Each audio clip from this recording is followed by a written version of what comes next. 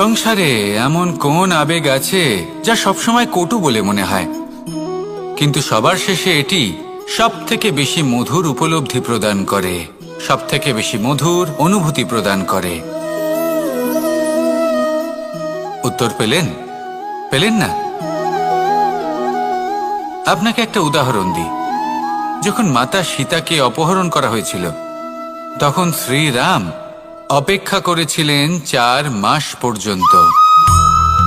উনি খুঁজতে চেয়েছিলেন, কিন্তু উনি ওনার খোঁজ বন্ধ রেখেছিলেন। কল্পনা করে দেখুন ওনার কতটা যন্ত্রণা হয়েছিল। উনি শুধু অপেক্ষা করছিলেন, কারণ তখন বর্ষা ছিল। অনেক দিন পর্যন্ত সূর্যের আলো দেখা যায়নি। উনি জানতেন এরকম সময় বানর সেনার পক্ষে বনের মধ্যে পথ খোঁজা খুবই কঠিন কাজ হবে। সাগর পার করা অত্যন্ত কঠিন হয়ে দাঁড়াবে। তারা হয়তো বনের মধ্যে পথ হারিয়ে ফেলবে। উনি অপেক্ষা করলেন, আর এই অপেক্ষার ফল হিসেবে উনি কি লাভ করলেন? সাগরে সেতু নির্মাণ করলেন এবং মাতা সীতাকে সসম্মানে আবার ফিরিয়ে আনলেন। যদি শ্রীরাম অপেক্ষা না করতেন, তাহলে হয়তো এই সবকিছু কখনোই সম্ভব হতো না। এটাই হলো শক্তি ধৈর্যের। এটাই হলো আমাদের কাছে শিক্ষা। এই ধৈর্যই প্রত্যেকবার আমাদের অত্যন্ত কঠিন বলে মনে হয়। ধৈর্য ধরা অত্যন্ত কঠিন, কিন্তু অবশেষে এটাই সব থেকে শ্রেষ্ঠ ফল দান করে, সব থেকে মধুর উপলব্ধি, সব থেকে মধুর অনুভূতি প্রদান করে। তাই ধৈর্য ধরে থাকুন, সবকিছু শুভ হবে। আর তখন এই মন প্রফুল্ল হয়ে বলবে, রাধা রাধা। একটি নৌকা বিশাল একটি সাগরে ভেসে চলে। কখনো যাত্রীদের বা কখনো বিশাল বস্তুকে নিজের সাথে বহন করে নিয়ে চলে, এক স্থান থেকে অন্য স্থানে পৌঁছে দেয়। এই নৌকা কখনো সাগরে আটকে পড়ে বা কখনো ডুবে যেতেও পারে, কিন্তু এই নৌকা তখন ডুবে যায় না যখন এর আশেপাশে অধিক মাত্রায় জল থাকে। এটা তখন ডুবে যায় যখন ও নিজের আশেপাশের থাকা জলকে নিজের ভেতরে প্রবেশ করতে দেয়।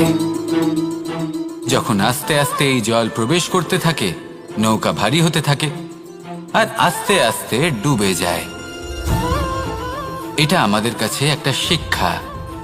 হতেই পারে আমাদের এই সংসারে, আমাদের জীবনে আশেপাশে অনেক বেশি মাত্রায় নেতিবাচক শক্তি থাকবে, ঈর্ষা থাকবে, বিদ্বেষ, ঘৃণা বা ভয় থাকবে, কিন্তু মনের এই নৌকা শুধু তখনই ডুববে যখন আপনি এই নেতিবাচক শক্তিকে নিজের ভেতরে প্রবেশ করতে দেবেন।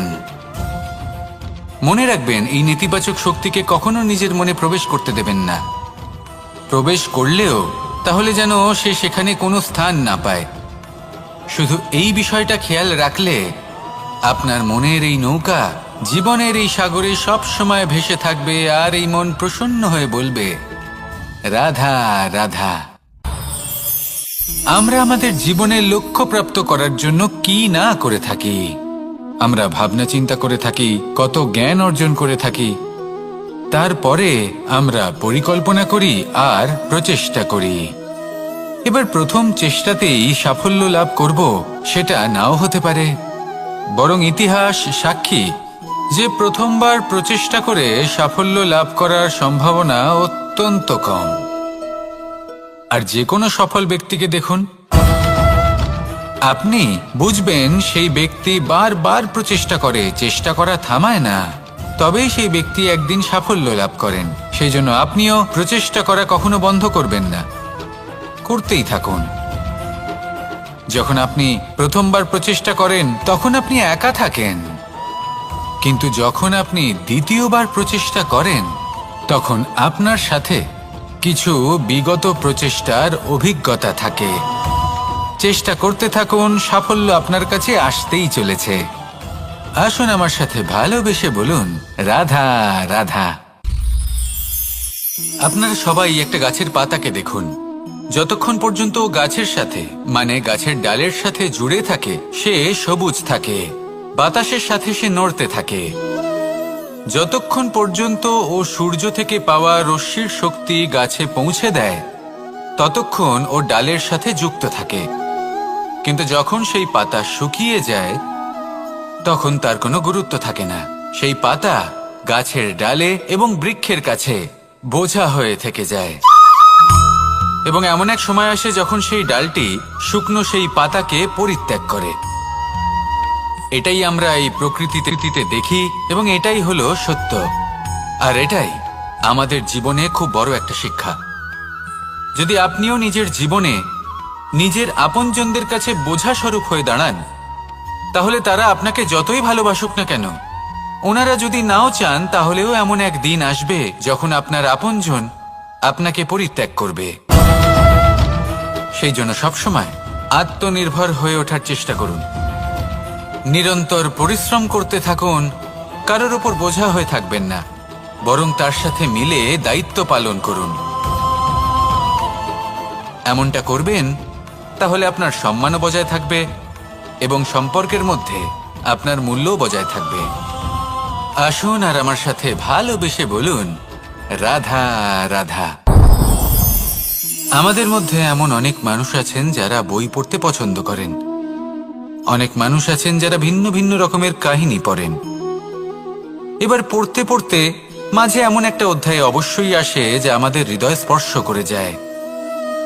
আমরা হৃদয় যন্ত্রণা অনুভব করি, তাও আমরা সেই কাহিনী শেষ পর্যন্ত পড়ি এবং তখন আমরা বুঝতে পারি যে সেই যন্ত্রণাময় অধ্যায়টি কেন এসেছিল, তার থেকে আমরা কি শিক্ষা পেলাম এবং আমরা অবশেষে লক্ষ্যেও পৌঁছলাম।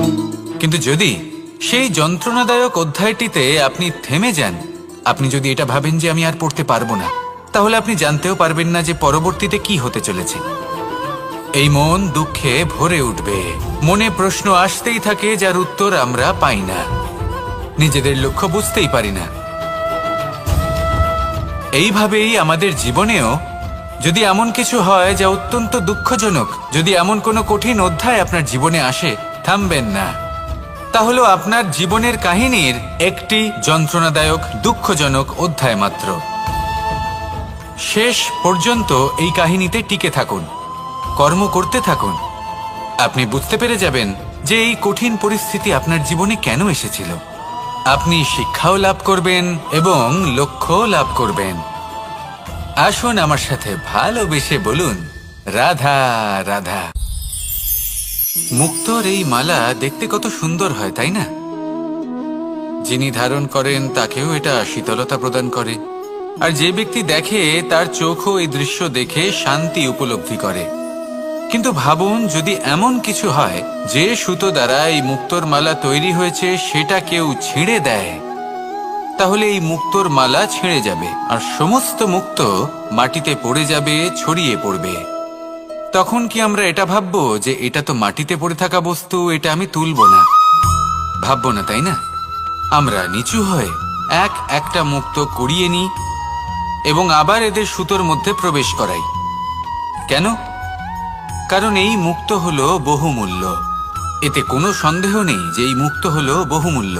কিন্তু এর থেকেও অনেক বেশি বহুমূল্য হলো আমাদের জীবনে আমাদের সম্পর্ক, আমাদের বন্ধু বান্ধব। এই সম্পর্কেও কখনো কখনো বিবাদ হয়, মনোমালিন্য হয়, এগুলোও ছড়িয়ে যায়। আর সেই সময় এই মুক্তোর মতোই নত হয়ে আমাদের এই সম্পর্কগুলিকে হাতে তুলতে হবে, এদের জুড়তে হবে, এদের আগলে রাখতে হবে, কারণ এদের থেকে বহুমূল্য আর কিছুই নেই। আর যদি এই কাজটা আপনি শিখে নিতে পারেন, তাহলে আপনার জীবনের এই সম্পর্ক, এই বন্ধুত্ব সবসময় আপনাকে বল প্রদান করবে, আনন্দ প্রদান করবে। আর এই মন সুপ্রসন্ন হয়ে বলবে, রাধা রাধা। সুখ এবং দুঃখ এই দুই হলো আমাদের জীবনের অবশ্যম্ভাবী এবং গুরুত্বপূর্ণ অঙ্গ। আমাদের সকলের জীবনে কখনো সুখও আসে, আবার কখনো দুঃখও আসে। আমরা সবসময় ভাবি আমরা কিভাবে সুখ লাভ করব, কিভাবে আমরা দুঃখ থেকে দূরে থাকতে পারি। আর এই জীবনে যা কিছুই ঘটুক না কেন, সে সবকিছু আমরা সুখ এবং দুঃখের মাপদণ্ডে মেপে থাকি। এবার এখানে একটা ছোট্ট বিষয় আছে, এটা ভেবে দেখতে হবে যে কে আসলে সুখী ব্যক্তি। সুখী ব্যক্তি হলেন তিনি যিনি নিজের জীবনে নিজের কর্মের বিশ্লেষণ করে থাকেন, সেই বুঝে পদক্ষেপ নেন।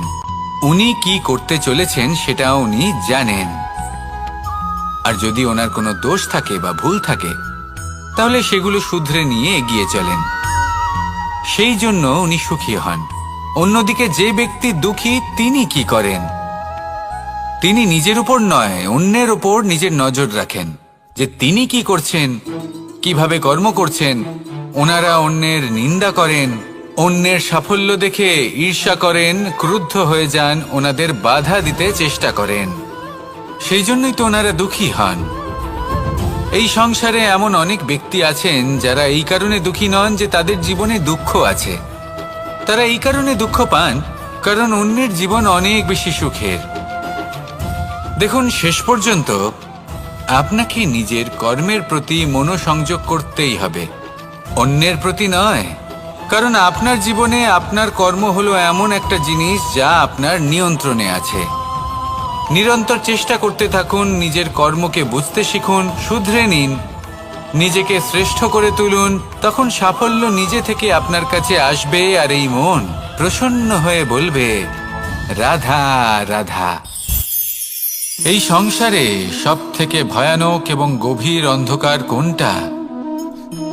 সেটা যখন মেঘ সূর্যকে ঢেকে দেয় এবং সংসার অন্ধকারাচ্ছন্ন হয়ে ওঠে, নাকি তখন যখন সূর্যাস্তের সময় ঘনিয়ে আসে, সূর্য ঢলে যায় এবং এই সংসারে অন্ধকার ছেয়ে যায়, নাকি সেই অমাবস্যার রাত্রি যখন চতুর্দিকে ঘন অন্ধকার থাকে এবং চন্দ্রমার প্রকাশ কোথাও থাকে না?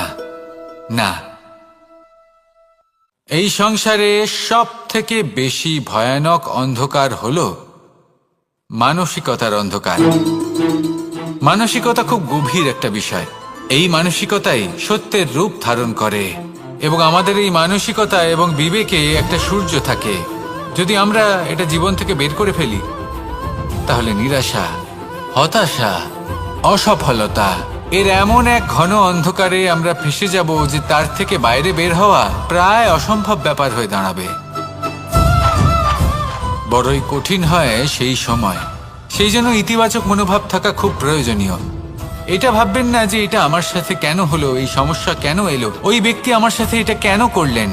এটা ভাবুন যে আমি জীবনে যে পরিস্থিতিতে দাঁড়িয়ে আছি, তার থেকে আমি ঠিক কিভাবে বাইরে বেরোতে পারবো।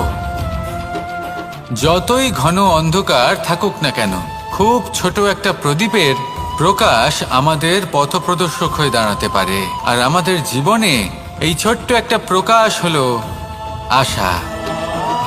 এই আশার একটি কিরণ আমাদের অত্যন্ত গাঢ় অন্ধকারেও পথ দেখাতে পারে। তাই এই আশাকে সবসময় মনে প্রজ্বলিত করে রাখুন। গাঢ় থেকে গাঢ় অন্ধকারের সাথে, কঠিন থেকে কঠিনতর সমস্যার সাথে লড়াই করুন, সামনে এগিয়ে চলুন আর আমার সাথে